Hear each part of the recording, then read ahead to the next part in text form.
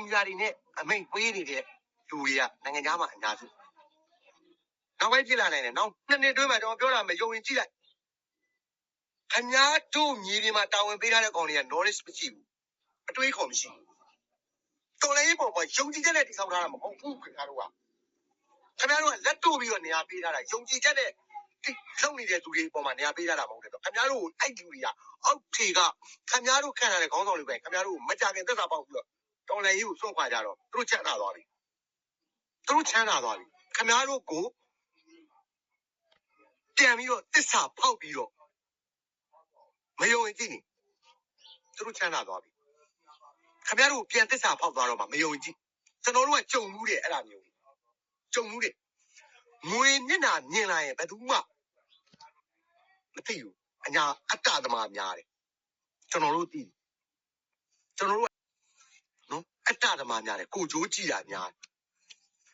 အဲ့တော့ပြောချင်တဲ့သဘောကခင်ဗျားတို့ဒီတိုင်းဆက်သွားနေအဲ့ခေါင်းဆောင်ခင်ဗျားတို့ကန့်ထားတဲ့ညီတွေကခေါင်းဆောင်ဆိုတဲ့ကောင်လေးလားတစ်ချိန်ခင်ဗျားတို့ကိုပြန်သစ္စာပေါက်လိုက်တယ်ခင်ဗျားတို့ကညီတွေမှာမရှိဘူးခင်ဗျားတို့အများစုဒီနိုင်ငံခြားလူမြောက်နယ်မြေတွေမှာကိပုတ်ကန်ပြီးအမိန်ပေးနေတာဖြစ်တယ်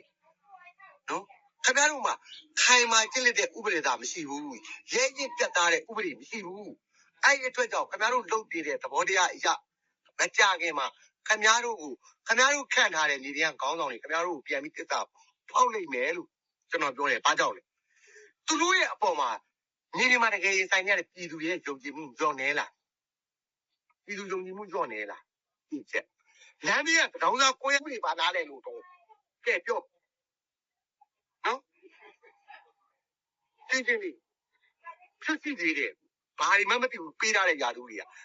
တမိုင်းစင်တော်ကြည့်လိုက်တော်လိုင်းနိုင်ငံရေးနဲ့ပတ်သက်ဘာတစ်ခုမှမသိလူတွေကလေးတွေဘလိုက်တည်ပြီးနေကြတယ်တော့သိတာအိုက်ကွန်တွေကတစ်ချိန်ခင်ဗျားတို့တစ္ဆာပေါင်းသွားမှာအိုက်ကွန်တွေတမိုင်းကဘလို့မှမနေဘူးကျွန်တော်တို့လူနိုင်ငံလုံးအစ်စ်လုပ်နေတဲ့နိုင်ငံရေးသမားတွေမဟုတ်နားမလဲဘူးနိုင်ငံရေးဆိုတာလည်းဘာမှမသိတော်လိုင်းဆိုတာလည်းဘာငကန်းတော့မှမသိအဲ့လိုကောင်မျိုးတွေကိုခင်ဗျားတို့နေရာပေးထားတယ်ကြိုက်တက်တယ်မရှိနေရာပေးရကြတယ်ဒါပေမဲ့ခင်ဗျားတို့ကိုယ်တိုင်တော်လိုင်းယုံကြည်ချက်တော်လိုင်းရေးအတွက်ယုံကြည်ချက်ပါလဲကိုမေးကြည့်လိုက်အဲ့ကောင်တွေမသိတော့အဲ့တော်လိုင်းရေးအပါးတွေဖြစ်လာခင်ဗျားတို့လုံဆောင်တဲ့အပါးတွေဖြစ်